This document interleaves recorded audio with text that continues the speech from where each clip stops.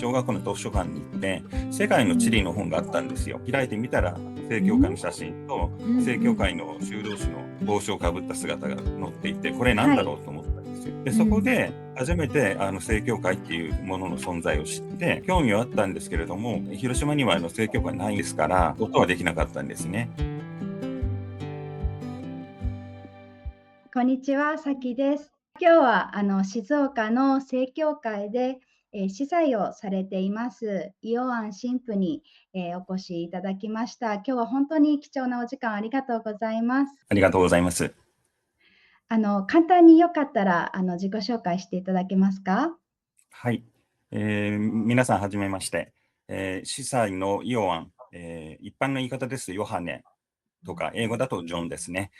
庄司正俊と申します。生まれと育ちはですね、生まれが横浜で、3歳から13歳までは広島で育ちました。その後横浜に戻ってきて、大学を卒業するまで、そちらに、住んでいました。その後ですね、就職して、で、しばらく、3年ぐらい働いた後にですね、仕事を辞めて、カナダの方にですね、語学留学に行きました。で、語学留学に行った先で、地元の教会の方々とも、関わりを持ってですね、で、大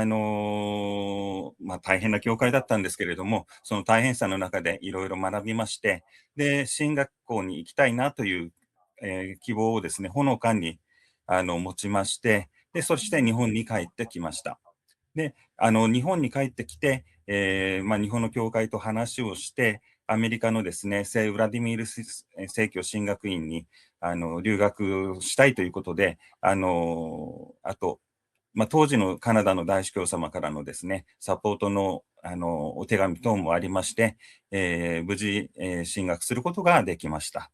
進学した後、卒業しましてですね、日本に帰国しまして、で、教会に普通に通いながら、専門学校の仕事だとか、そしてついで旅行の仕事などに携わっていました。旅行の仕事が長いですね。9年間ぐらいですか、働きました。その旅行の仕事というのは、クロアチアを中心とした、西部バルカン半島の旅行の、現地手配の、仕事でして、その関係でですね、6年ほど、クロアチアの方にですね、住みました。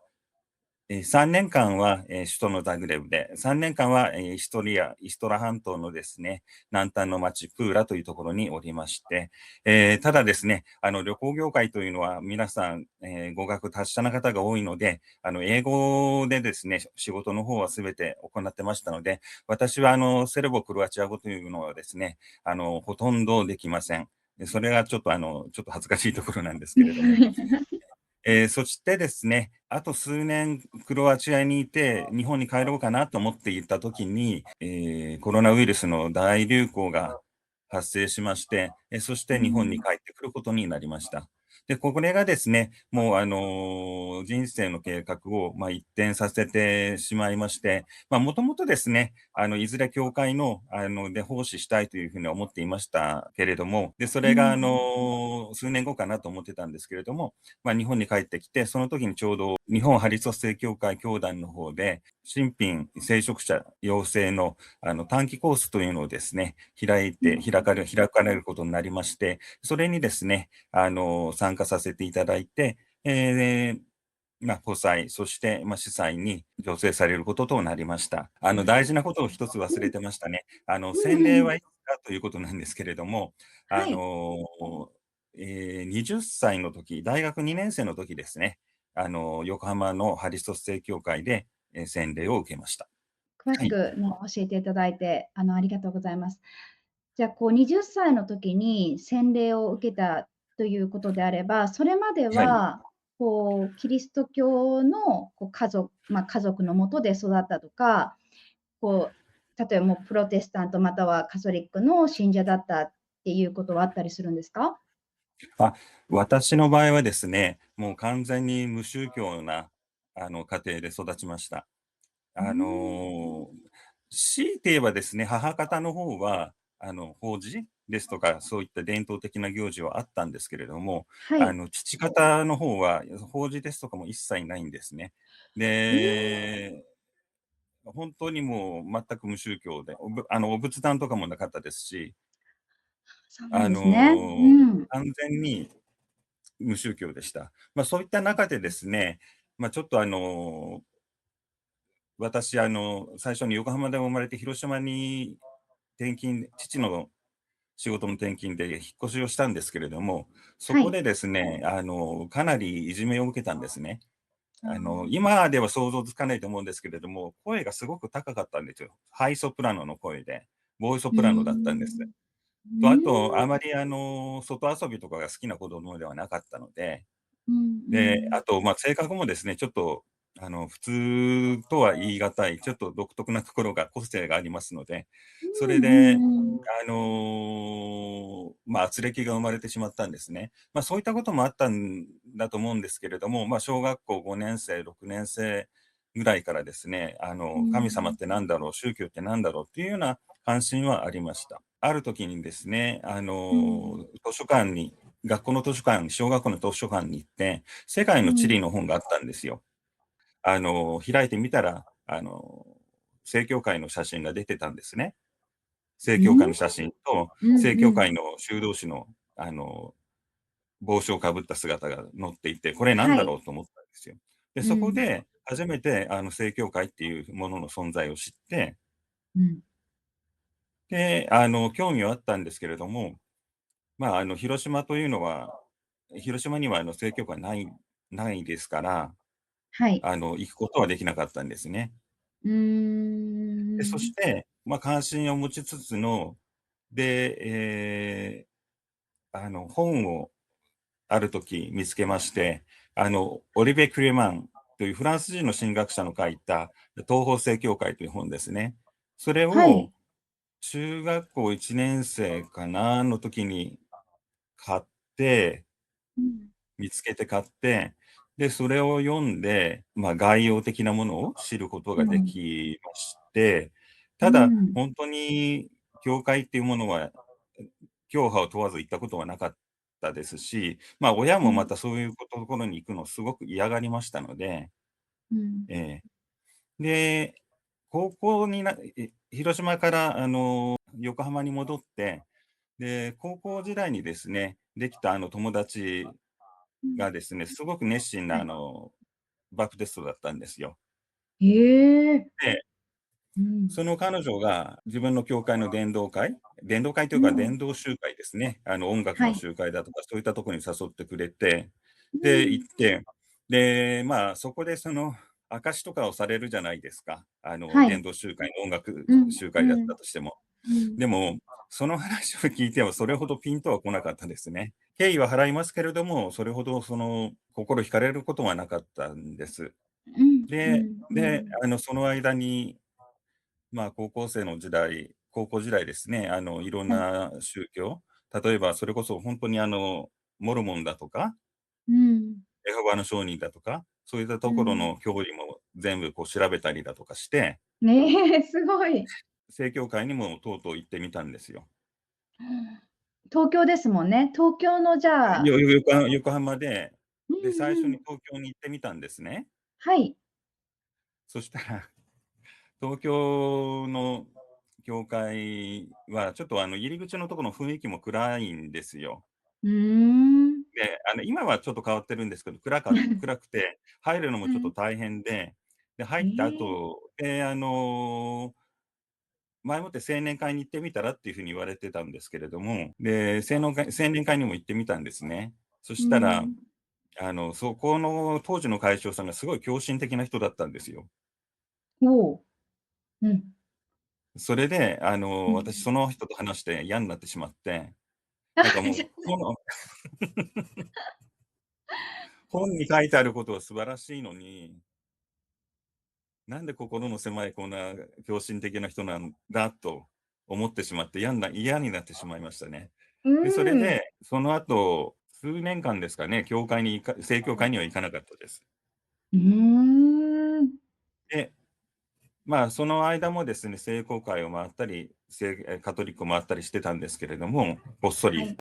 両親はあまりそういったことが好きではなかったので、で、うん。大学に入って、で、私大学はミッション系の大学でしたので、そうなんですね。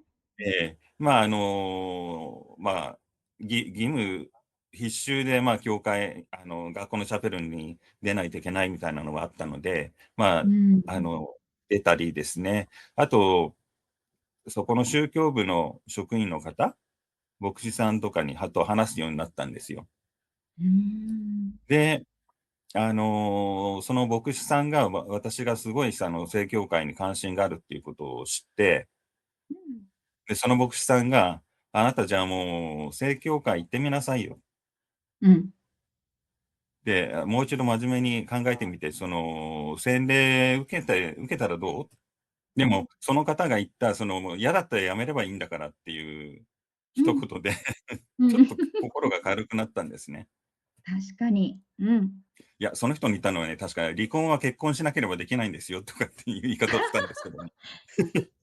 面白い人ですね。そうですね。で、うん。まあ、その言葉でちょっと考え直して、で、はい。横浜の正教会に行って、で、そこでまうん。た、とてもいい、先輩信者の方に会うことができてですね、うーん。とても知識があって、なんでしょう、寛大で、とても信仰も深い方で、本当にうん。尊敬できる方だったんです。で、その方に、うん。導かれて、あと、また東京の教会にもう一度行った時にですね、最初うん。私が行った時のことを覚えていた、青年会の方がいらっしゃったんです。今その方うー神父さんですけん。れども。ええ。で、そういったこともあって、うん。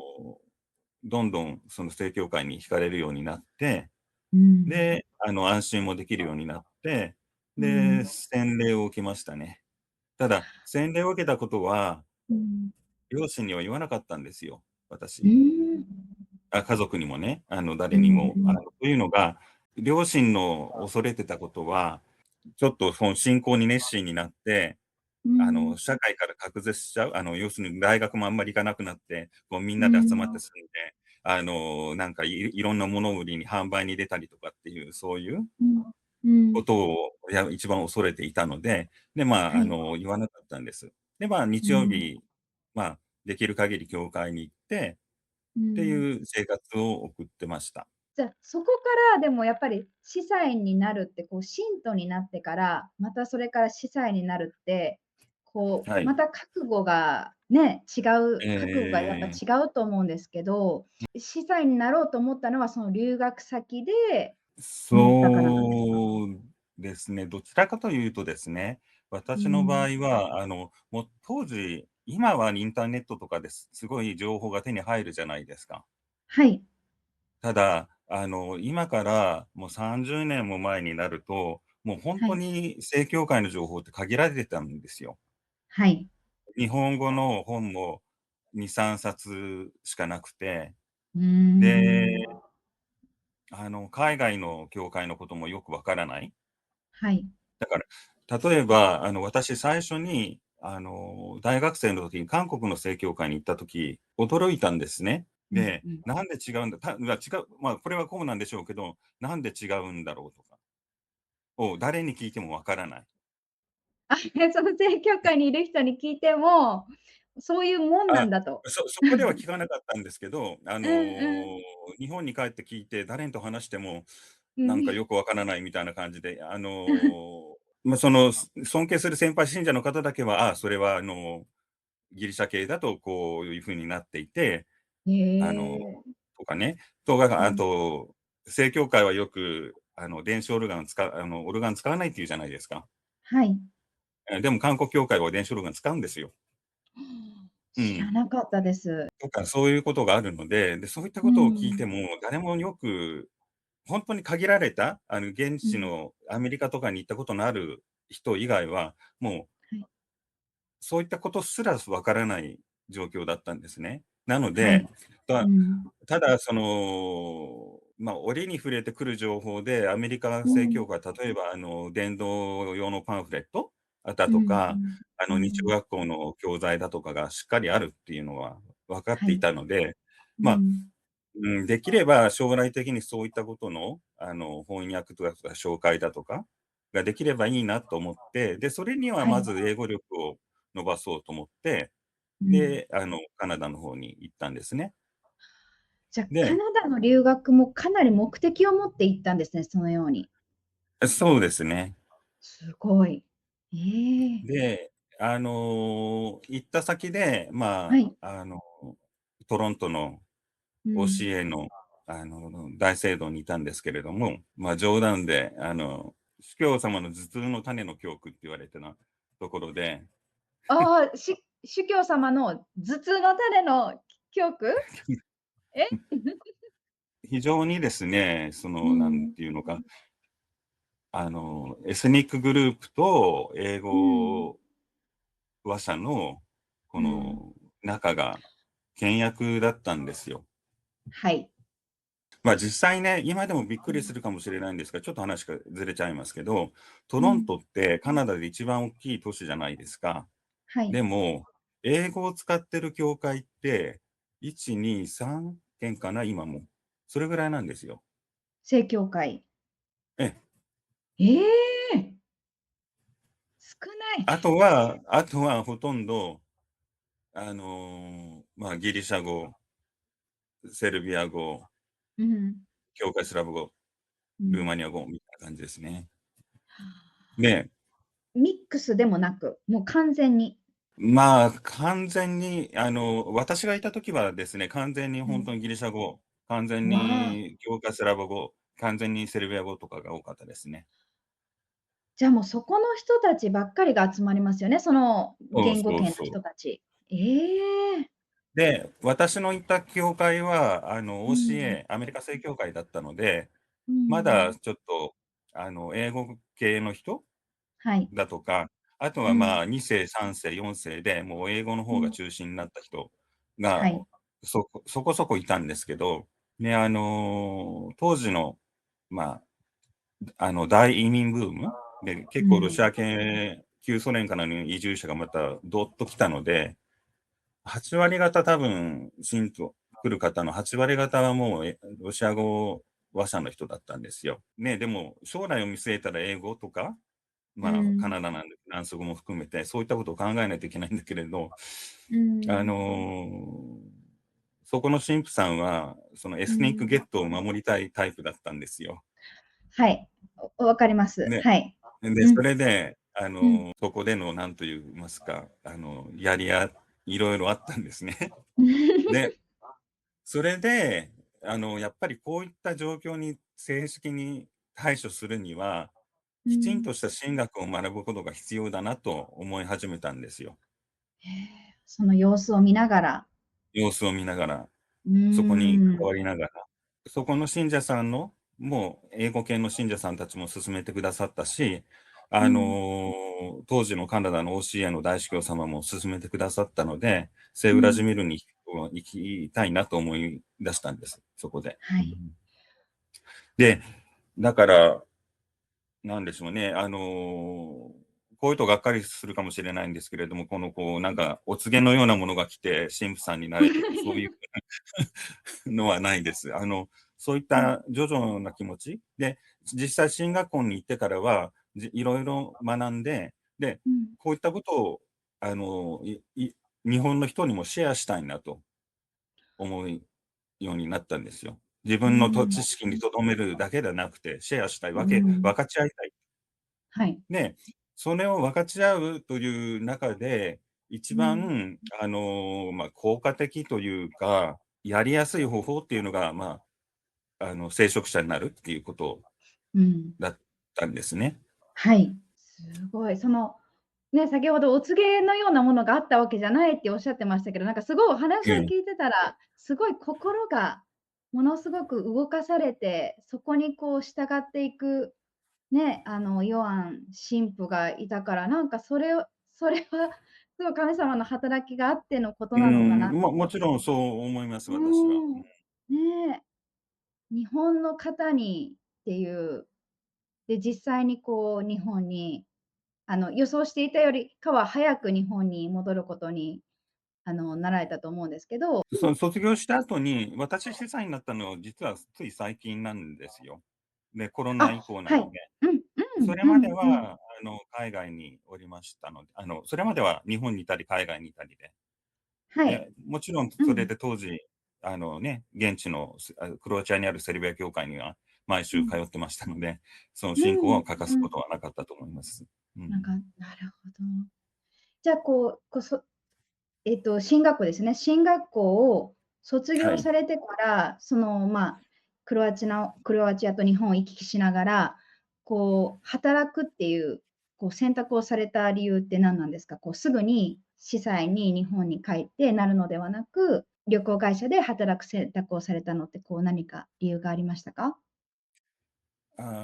いくつか理由があるんですが、一つにはまだ自分は準備ができていないなっていうところがうん。あったのと、ただなるほど。結果的に言うとすごく良かったですね。うーん。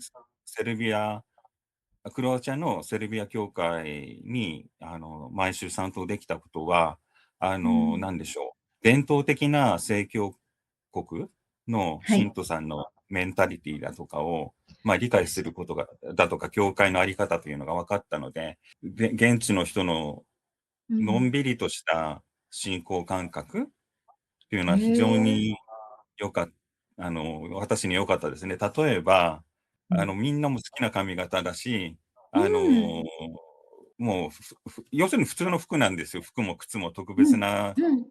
教会ルックっていう感じじゃなくて、多少いうん。いものを着てるっていうのが人もいますけど、そういっうた感じん。で、いろんな人が、中にはそれはうん。もちろん髪の毛を覆ってる人もいるけれども、そういっはい。たなんでしょう、強制的に、あうん。の、かぶれとかいう人が追いかけてくるような教会っていうのはないので、